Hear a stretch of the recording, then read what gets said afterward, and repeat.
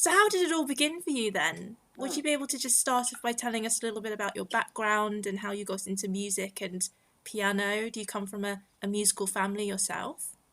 I do. I Yeah. do. I mean, both my parents are musical, and my whole family were musical, sort of going back generations, but not just in music, in theatre as well. Hmm. And it's all started in the theatre. It started with in the 30s. My great grandfather had a very famous touring band called Macari and his Dutch Serenaders, and they used to tour the UK. And the type of entertainment was very different back then. It was sort of coming out of music hall. My mum was sort of born into that environment. My dad came from more of a sort of songwriting background. He worked at Abbey Road Studios in the late 60s and 70s, and he worked with George Martin, and he worked on a lot of the Beatles recordings and other bands of the day like the Hollies and those sort of 60s bands. Yeah, and then my parents sort of followed this musical background, and then I guess it was, I was born into it. I mean, there was music always playing. My parents were always recording songs, but I had wonderful mentors at school, musical mentors who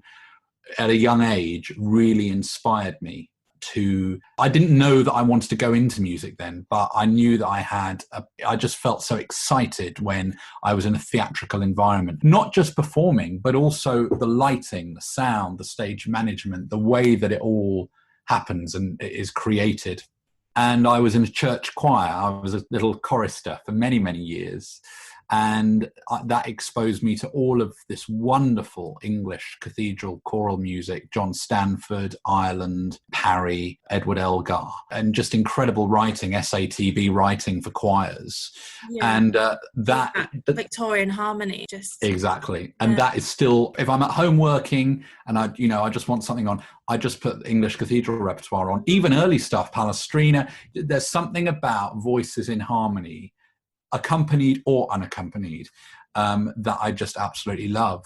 When I sort of analyze my musical interests, I find that quite odd, because I suppose it's quite going from that interest to all my other interests. It's quite a diverse, some people are very specialist in that field. I wouldn't say I'm a specialist. I mean, I know a lot of repertoire, but, I have interest in so many different genres. And I think that is what's made, I suppose, the projects that I do quite diverse in their style, just because I love so many different styles. I was sort of immersed in that growing up, and I sort of didn't know it at the time. But as I got older, I realised how important that training was.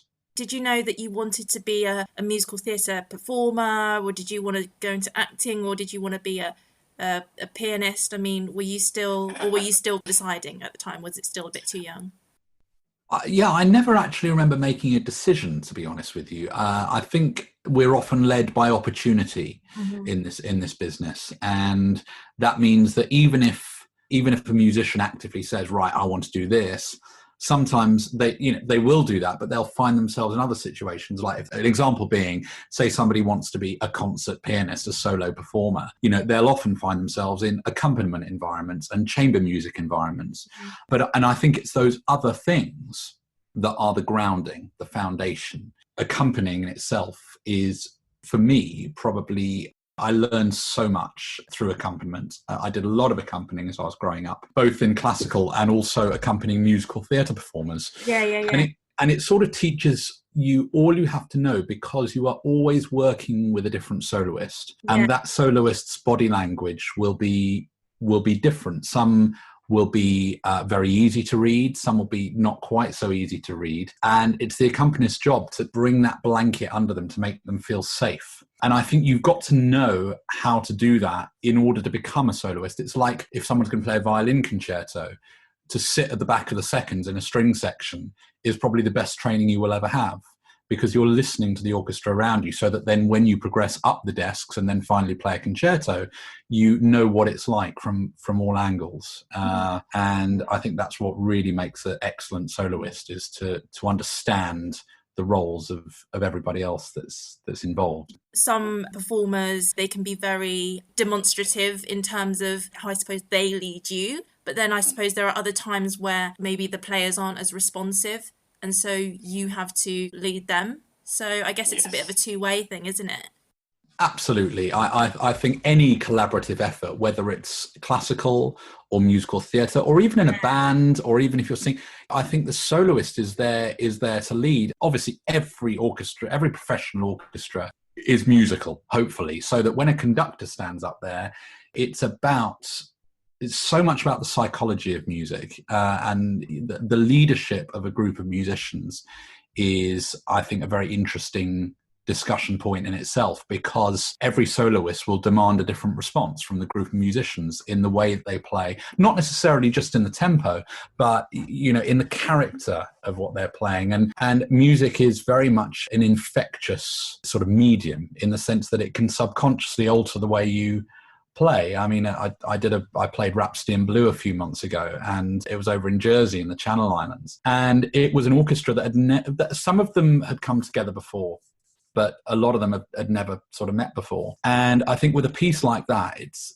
that sort of music. I mean, I love Gershwin. I absolutely love Gershwin. He's one of my heroes. And when you play something like that, it gives you the opportunity, because the music is so dynamic and theatrical, you can use the music to really drive the orchestra into a certain gear. It's like, right, let's use this passage, and now we're doing this, and then we're doing this bit, and we're gonna calm down in this bit. And it's all about, it's like colouring in a picture, really. It's all about colour. Everything's about colour. Yeah, definitely. What happened after school? I went to the Royal College of Music. I did a piano performance degree there, and I had a wonderful teacher there, Nigel Clayton. And I did singing there as well. I studied singing and a little bit of conducting. Joint piano and singing then? Yeah, absolutely. I mean, I think as a player, most of my output is piano. But as a teacher and a tutor, it's sort of singing that I enjoy doing the most. I was having this conversation with somebody the other day. I love anything to do with storytelling through song. Yeah. Anything with a narrative or a story or something that drives the plot from A to B. That's what really inspires me. I suppose that's why naturally I go to theatre and musical theatre, because that is what musical theatre is. It's telling a story. But at college, it was a slightly odd environment, because obviously I had to fulfill the obligations of exams and all of that. And I went through all the standard repertoire, Beethoven, Chopin, Rachmaninoff, all of that. But my passion... Did you study opera as well? I accompanied opera. I never studied it, but I accompanied it, and that in itself was a wonderful experience. They've got the Britain Theatre there. Yeah, that's right. Yeah. At the Royal College, and it's a wonderful space and a wonderful course as well. And it's really great that the college has certainly had those resources then. Now it's had all these other amazing resources built. I haven't really been back there in recent years. I love my time there, and I was very lucky to have Nigel as my teacher, because he understood me. I think there are a lot of teachers there that were fabulous musicians, but very possibly staid and specialist in their own field. Yeah. Whereas Nigel totally got me as a character. He understood that I was totally up for doing all the standard repertoire, but I had this other passion, this other interest in 20th century American music, which I still have. And the way Gershwin is a typical example, because, he had such a classical foundation, but he was able to create all this theatre music and all this music that told stories. And that he was the composer that almost bridged the gap. And Leonard Bernstein. And that fascinated me. And their harmony, it was so groundbreaking for the time. I had a great time there, and I used the time there to make contacts in the industry, so that when I graduated in 2010, I already knew all the band fixers, the people that I needed to speak to in West End shows, all the répétateurs. I'd spent time going out of my way to go and meet all these people, because I knew that that's what I wanted to do.